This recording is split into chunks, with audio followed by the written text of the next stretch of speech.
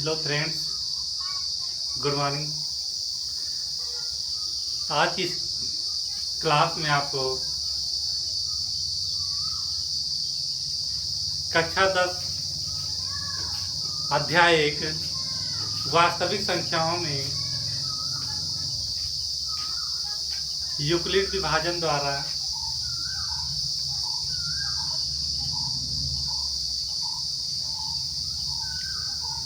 HCF कैसे निकालते हैं, अर्थात मात्रा कैसे निकाला जाता है, आपको बताते हैं।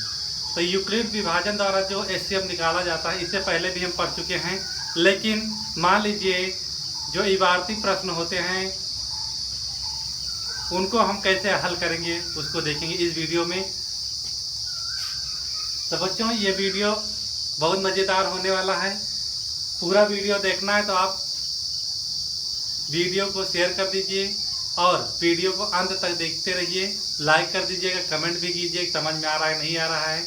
अपने दोस्तों को चैनल को शेयर कर दीजिए जिससे वो भी क्या है वीडियो को देख सकें और अच्छे से पढ़ाई कर सकें।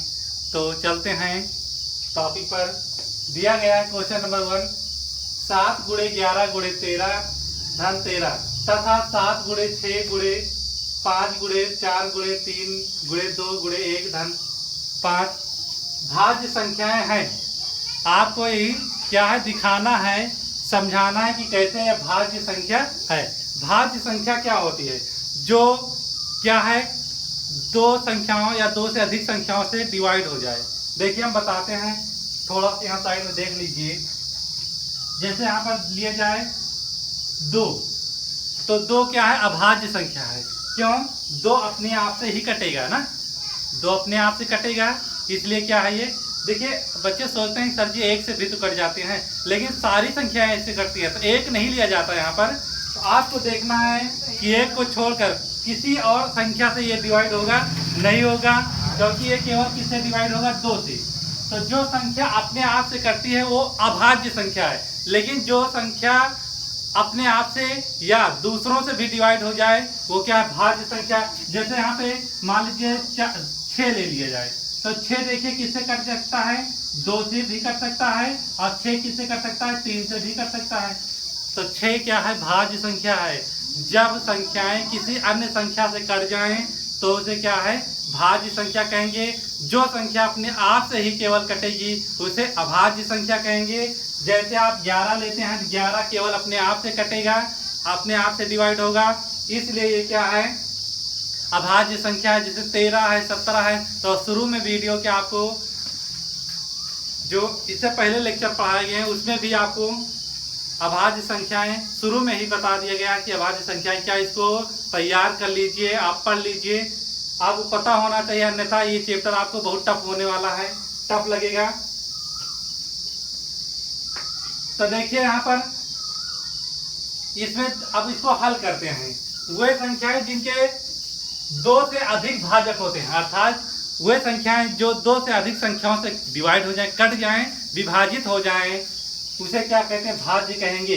अब देखिए पहली संख्या लेते हैं 7 × 11 × 13 धन 13। अब देखिए इसको हम सीधा हल करते हैं। तो हल करने का एक तरीका होता है कि इसमें से कुछ कॉमन है। कॉमन का मतलब बच्चों क्या होता है उभयनिष्ठ, जिसे हिंदी में क्या कहते हैं उभयनिष्ठ। उभयनिष्ठ कैसे होता है? देखिए जैसे a + ab है, तो बताइए इसमें क्या कॉमन है? दोनों में जो मिलेगा वही कॉमन है। तो दोनों में क्या मिल रहा है 1, तो a क्या हो जाएगा कॉमन, तो इसमें से a निकलेगा तो 1 बचेगा, क्योंकि 1 बच रहा है, यहाँ पे 1 गया, और उसके बाद प्लस यहाँ से a निकलेगा तो b बचेगा। तो कॉमन का मतलब होता है उभयनिष्ठ। दोनों में जो संख्याएं मिलेंगी वही क्या है उभयनिष्ठ संख्याएं हैं, कॉमन संख्याएं। तो इनमें बच्चों देख लीजिए इसमें क्या कॉमन दिख रहा है, इसमें 13 है। देखिए बच्चे सोच रहे होंगे 7 × 11 इसमें कहाँ है, लेकिन जो गुणे में होते हैं संख्याएं वो एक ही संख्या मानी जाती है, एक ही में मानी जाती है। तो ये सारी संख्याएं क्या है एक साथ है, और ये प्लस में अलग है। ये सारी संख्याएं एक साथ है और ये प्लस में अलग है। तो दोनों में इसमें और इसमें देखिए क्या कॉमन है, तो इसमें 13 और इसमें 13 दोनों में मिल रहा है। तो दोनों से 13 बाहर कर लिया जाए इसको यहाँ, और इसको उठाकर यहाँ कर लेंगे। तो यहाँ पर 7 × 11 बचेगा, और यहाँ पर 13 कॉमन हुआ तो क्या बचा, कुछ नहीं बचा। तो 0 मत लिखना, 1 लिखा जाता है। समझ में आ रहा है नहीं? क्या लिखा जाएगा 1 लिखा जाए, क्योंकि हम 13 अगर कॉमन लेते हैं तो इसका मतलब इसमें हम डिवाइड करते हैं, तो 13 से इसको डिवाइड करेंगे, 13 से कैंसिल हो जाएगा, तो 7 गुणे 11, अब 13 एकम 13, एक बार गया ना। कॉमन का मतलब होता है संख्या को हम विभाजित करते हैं, डिवाइड करते हैं, भाग करते हैं, तब बाहर निकालते हैं। तो उसके बाद क्या है, अब इसको गुणा कर लेते हैं, इनके बीच गुणा लगा है, तो ऐसा नहीं करना, पहले जोड़ लो तो उसके बाद गुणा करो, गलत हो जाएगा। पहले क्या करते हैं, हम मल्टीप्लाई करते हैं फिर जोड़ते हैं, तो 11 सत्ते 77, 1 78 आया। अब 78 को हम कैसे लिख सकते हैं, तो 13 छंग 78 होता है, 13 गुणे 6 गुणे 1 लिख सकते हैं। देखिए यहाँ पर, जैसे यहाँ पर 13 78 आया, तो 78 को हम देखिए हल करने के बाद 78 को हम क्या है लासा निकालते हैं। तो यहाँ पर देखिए किससे लासा निकालेंगे, पहले 13 से ही डिवाइड कर देते हैं, लेकिन इसको डिवाइड करने का तरीका भी अलग होता है, तो यहाँ पर कर सकते हो, ऐसा सीरियल वाइज करने की कोई जरूरत नहीं है। अगर ये चेक करने के लिए अगर आपको सवाल दिया जाता है, न्यूमेरिकल दिया जाता है, तो आप डायरेक्ट कर सकते हो। तो यहाँ पे 13 से काट दिए, 13 छंग 78 और उसके बाद 6 एकम 6, तो देखिए यहाँ पर 13 गुणे 6 गुणे 1 आया ना, तो 13 तो पहले से ही बाहर है बच्चों ना, देखिए लाइन से। इसका जो 78 आया, 78 को क्या लिखेंगे, 13 गुणे 6 गुणे 1, 13 गुणे 6 गुणे 1, ये हो गया। तो देखिए जो यहाँ पर संख्या दी गई है, ये वाली संख्या, ध्यान से देखिए बच्चों, ये वाली संख्या जब हल किया गया तो इसके गुणनखंड 2 है, 2 से अधिक है कि नहीं, देखिए 1 2 3, इसके कितने खंड हैं, इसके 2 खंड हैं, 2 से अधिक खंड है। देखिए यहाँ पर, अरे 13 से भी कट जा रहा है, 6 से भी कट रहा है। तो जब कोई संख्या 2 संख्याओं से कटता है या उससे ज्यादा वाली संख्याओं से कट जाता है, डिवाइड हो जाता है, विभाजित हो जाता है, तो क्या कहलाता है, भाज्य संख्या कहलाती है। ये क्या संख्या है, कौन सी संख्या है, भाज्य संख्या है। क्यों, क्योंकि इसके 2 से अधिक भाजक हैं, 13 और 6। ऐसा मत कहना कि 13 2 बार है, 13 2 बार है उससे मतलब नहीं, एक ही तो संख्या है वो। तो 13 और 6 से विभाजित हो रहा है। अगर कोई भी संख्या अपने आप से विभाजित होती है तो अभाज्य होती है, लेकिन कोई संख्या जो अपने साथ साथ किसी अन्य संख्या से विभाजित हो जाए तो उसे क्या कहते हैं, भाज्य संख्या कहेंगे। तो यहाँ पर देखिए ये वाली संख्या 13 से कटेगी और उसके साथ 6 से भी डिवाइड हो रहा है, इसलिए क्या ये भाज्य संख्या है। तो ये वाला कंफर्म हो गया कि भाज्य है, आप समझ भी गए। इसके बाद दूसरा 7 गुणे 6 गुणे 5 गुणे 4 गुणे 3 गुणे 2 गुणे 1 धन 5 दिया गया है। तो ये वाली संख्या ले लेते हैं। अब दोनों में क्या मिल रहा है, अब दोनों इसमें बच्चे सोच रहे होंगे कि इसमें तो कई संख्याएं हैं, लेकिन इन संख्याओं को, ये जो गुणा वाली संख्या है, इनको एक ही मानते हैं। जितनी भी गुणा में संख्याएं दी गई हैं इनको एक साथ माना जाता है और इसको हम मानते हैं अलग। अब बताइए दोनों में क्या कॉमन है, इसमें और इसमें कुछ मिल रहा है, जो मिलता है वही कॉमन होता है। तो 4 इसमें से 4 इसमें कॉमन हो रहा है ना, तो जब कॉमन लेंगे तो यहाँ से 4 खत्म हो जाएगा, हट जाए, सॉरी यहाँ पे 5 था सवाल में, ये 5 है, तो इन दोनों में 5 मिल रहा है, नहीं मिल रहा है, तो 5 को क्या कर लेंगे, बाहर कर लेंगे। तो 5 इसमें से बाहर हो गया और इसमें से, तो भैया होते हैं 7 गुणे 6 बचा और गुणे 4 बचा, गुणे 3 बचा, गुणे 2 गुणे 1 और धन 5 निकला तो 1 बचेगा, 0 नहीं। इस वाले न्यूमेरिकल में आपको बता दिया गया है ये कैसे होगा। आप देखिए इसका मल्टीप्लाई कर लेते हैं, जितना मल्टीप्लाई लगा उसको गुणा कर लेते हैं, और गुणा करने के बाद जितना आएगा उसमें 1 जोड़ देंगे, तो कितना आ जाएगा, 1008 आया गुणा करने के बाद। इसका मल्टीप्लाई कर लेना, उसके बाद 1008 आया, 1008 में जोड़ेंगे तो 1009 आ जाएगा। अब देखिए इसका, इस पूरी संख्या का गुणनखंड जब किया गया तो 5 आया और 1009 आया। एक तो सब में रहता है, एक से कोई मतलब नहीं है, अगर एक कहीं आता है तो उससे कोई मतलब नहीं है। इसमें देखिए इस संख्या का गुणनखंड किया गया तो कितनी संख्या आई, 2 संख्याएं आई। जब 2 संख्याएं आ गई तो ये क्या है, भाज्य संख्या है। तो ये भी भाज्य है बच्चों, ये भी भाज्य है। इस तरह के न्यूमेरिकल जो है 2 नंबर के पूछे जाते हैं तो एग्जाम में, तो इसको सही से ध्यान देकर पढ़ लेना। ये भी क्या है, भाज्य संख्या, ये भी भाज्य क्यों है, क्योंकि ये भी 13 और 6 से कट रही है, और ये भी क्या है 5 और 1009 से कट रही है। देखिए जो भी संख्या है 2 संख्याओं से कट रही नहीं, कर रही है ना, इसलिए क्या है ये भाज्य है। तो आपको ये समझ में आ गया होगा। अब क्या है, यूक्लिड विभाजन द्वारा यहाँ पर दिया गया है अगला न्यूमेरिकल, यूक्लिड विभाजन प्रमेय का प्रयोग करके दर्शाइए कि किसी धनात्मक पूर्णांक का वर्ग किसी पूर्णांक m के लिए 3m या 3m+1 के रूप में होता है।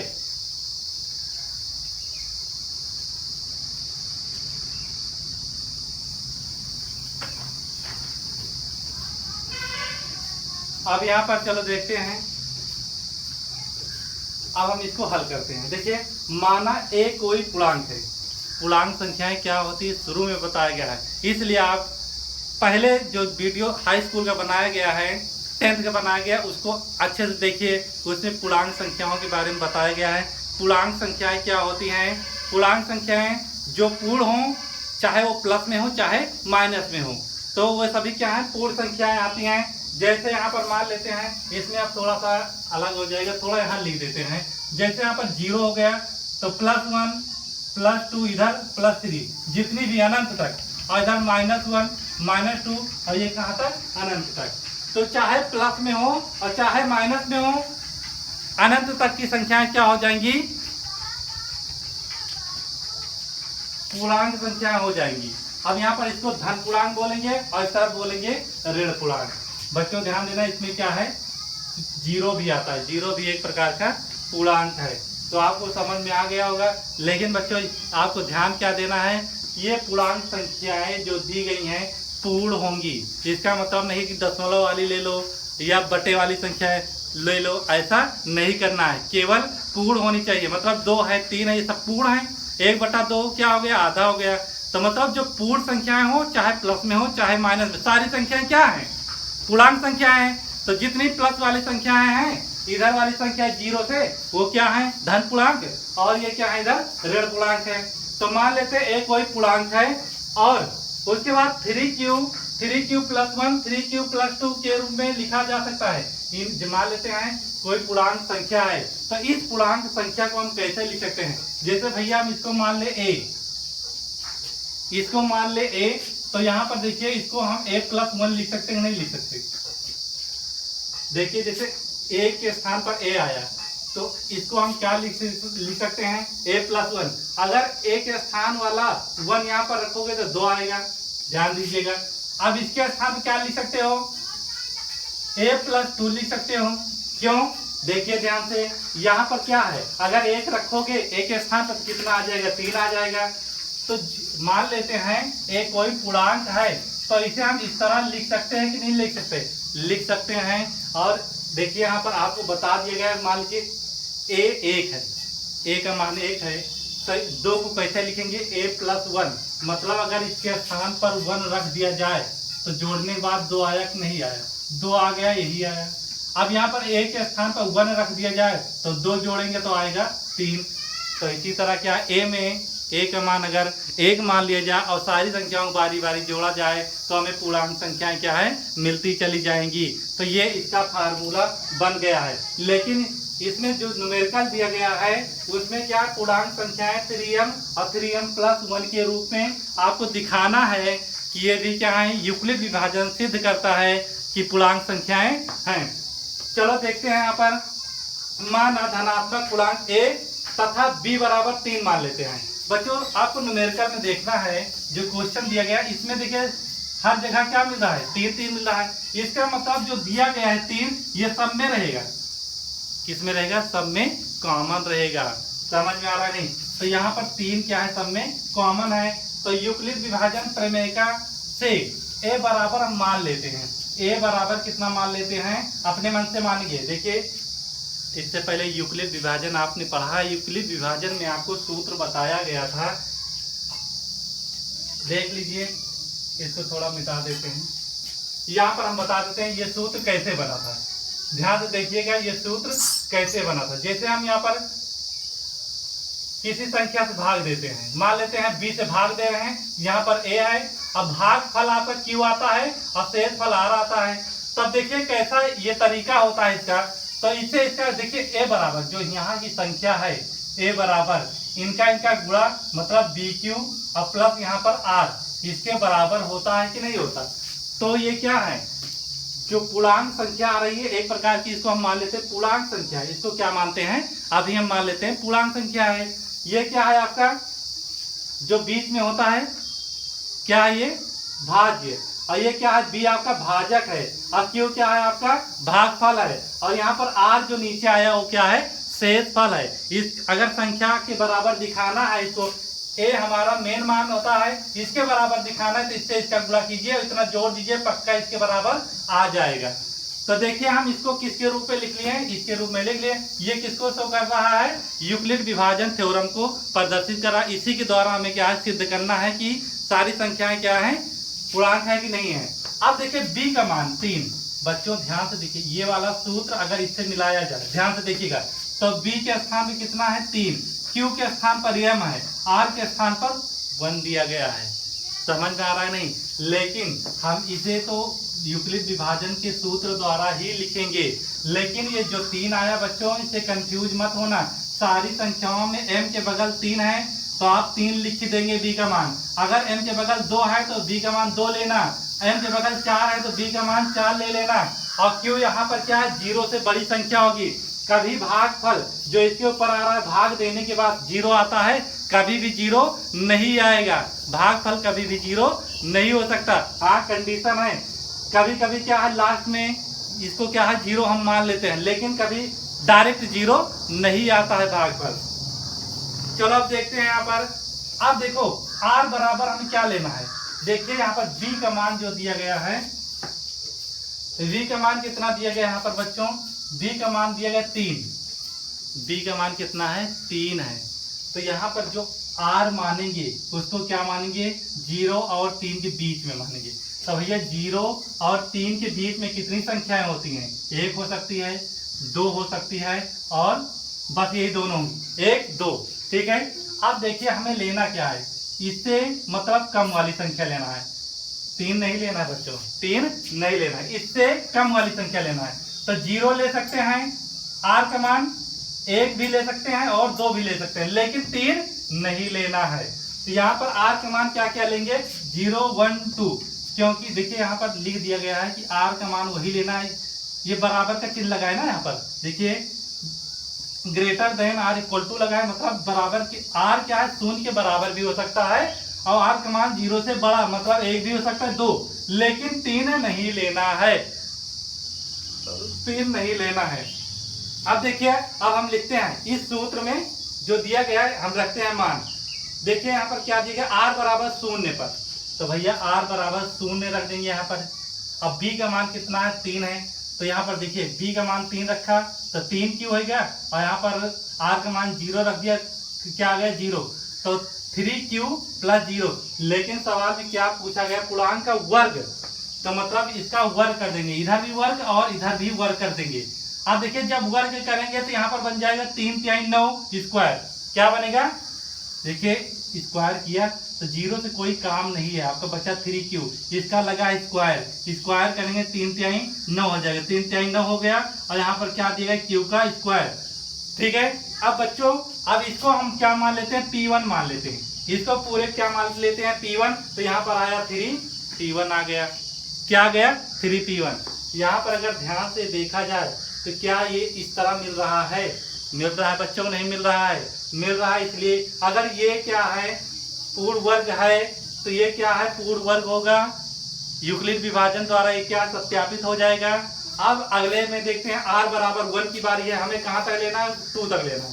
r बराबर 1 लेंगे तो r का मान यहाँ पर अब 1 रखेंगे और b का मान क्या रखेंगे 3, तो यहाँ पर स्क्वायर कर देंगे, देखिए 3q + 1 का स्क्वायर हो जाएगा, स्क्वायर करेंगे तो a + b का होल स्क्वायर आप पढ़े हैं, a + b का होल स्क्वायर का फार्मूला क्या होता है,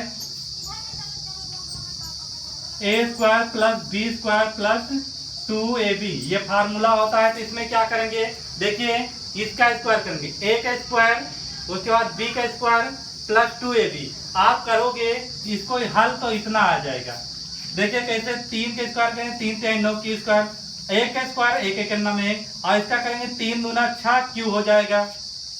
अब इसमें देखिए इनको हम पास लाते हैं, इन दोनों में क्या कॉमन है, देखिए ध्यान से 3 × 9 और 3 दूना 6, दोनों संख्याएं किससे कट रही बच्चों, 3 से, तो इसमें और इसमें से 3 कॉमन ले लिया जाए, ध्यान से देखिए 3 × 9 3q² बचेगा कि नहीं, 3 कॉमन ले लिया जाए, 3 बचेगा नहीं बचेगा, और यहाँ पर 3 कॉमन लोगे तो 2q बचेगा, तो 2q।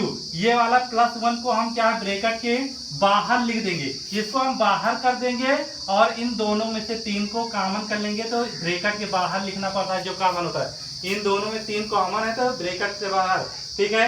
अब इस पूरे को हम मान लेते क्या है, इसको मान लेते हैं P2, इसको मान लेते हैं P2। तो यहाँ पर 3 और ये पूरे के स्थान पर P2 और ये क्या है 1, ये क्या है। अब देखिए इसके रूप में है कि नहीं, ध्यान दीजिए 3 मिल रहा है और m के स्थान पर P2 और इसके स्थान पर 1, तो ये क्या शो कर रहा है, यूक्लिड विभाजन प्रमेय को सत्यापित कर रहा है। अब r बराबर 2 लेते हैं, तो r बराबर 2 लेकर स्क्वायर करेंगे तो a स्क्वायर यहाँ पर ये स्क्वायर हो जाएगा। अब देखिए 3 3 9 q का स्क्वायर, फिर 2 दूना 4 हो जाएगा, उसके बाद 3 दूना 6 दूना 12 q। अब देखिए अब इसको अलग अलग करते हैं, इसे 3 गुणे 3 लिख लेते हैं, 3 3 9 होता है क्योंकि हमें 3 कॉमन करना है। अगर इसमें 3 दिख रहा है तो पक्का 3 3 क्या है कॉमन करना पड़ेगा।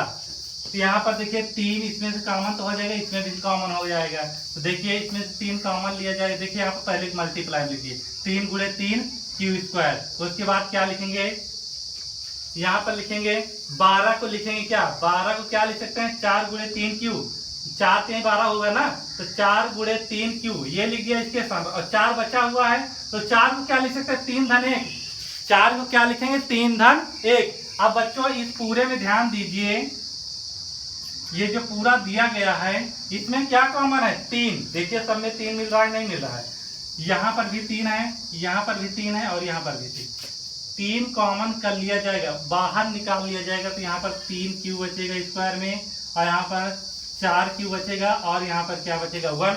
अगर हम इसको क्या मान लें, पूरे को मान लें, अगर P3 पूरे को मान लें P3, तो यहाँ पर 3P3 और प्लस यहाँ पर 1 बचेगा, ये भी किसके रूप में दिया गया, इसके रूप में दिया गया है। तो ये क्या है 1 2 अर्थात 0 1 2 के लिए क्या है ये सिद्ध हो गया। अतः ये क्या है, यहाँ पर जो P1 P2 P3 दिया गया है ये क्या है धनात्मक पूर्णांक है, P1 P2 P3 क्या है धनात्मक पूर्णांक है। जब ये P1 और P2 P3 धनात्मक पूर्णांक हैं तो धनात्मक पूर्णांक में कोई संख्या गुणा किया जाए, मान लीजिए धनात्मक पूर्णांक मैंने 2 लिया तो मैं 3 से गुणा करें तो क्या ये माइनस में हो जाएगा, कभी नहीं होगा ना। इसी प्रकार अगर P1 क्या धनात्मक पूर्णांक है तो 3 से गुणा करने पर भी धन में रहेगा। इसी तरह 3P2 + 1 अगर ये धनात्मक पूर्णांक है तो इसमें 1 जोड़ दिया जाए, कोई धनात्मक पूर्णांक लिया जाए 3 और उसमें कुछ जोड़ दिया जाए तब भी तो ये क्या है धनात्मक पूर्णांक बनेगा, 4 क्या है धन में ही तो आएगा, तो ये भी धनात्मक पूर्णांक है, ये भी धनात्मक पूर्णांक होगा। अतः यहाँ से क्या सिद्ध हो जाता है, यूक्लिड विभाजन प्रमेय क्या है ये सिद्ध हो गई। और इससे पता चल गया कि ये क्या है दोनों 3m और 3m + 1 क्या है इनका पूर्ण वर्ग है, पूर्णांक संख्याओं का क्या है पूर्ण वर्ग है। इससे ये क्या हो जाता है सिद्ध हो जाता है। अब आपको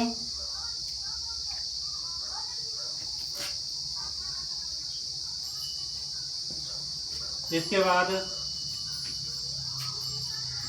बच्चों अगले वीडियो में आपको क्या है कि जो शांत दशमलव प्रसार होता है, यह दशमलव जो संख्या होती है प्रसार वाली संख्याएं, उसको हम कैसे परमेय संख्याओं में चेंज करेंगे, उन्हें कैसे हम परमेय संख्याओं में बदल सकते हैं। और जैसे √3 रूट के अंदर कोई अभाज्य संख्या है तो हम कैसे सिद्ध करेंगे वो अपरमेय संख्या है। तो ये दोनों टॉपिक आपको अगले वीडियो में पढ़ाए जाएंगे, अगले लेक्चर में पढ़ाए जाएंगे, तो आप लोग इसको ध्यान से पढ़ लीजिएगा। इससे रिलेटेड सवाल आते रहते हैं 2 नंबर के। तो बच्चों अगर वीडियो पसंद आ रहा है तो आप वीडियो को लाइक कर दीजिए, कमेंट कीजिए, सब्सक्राइब कीजिए और दोस्तों को शेयर कीजिए। जय हिंद।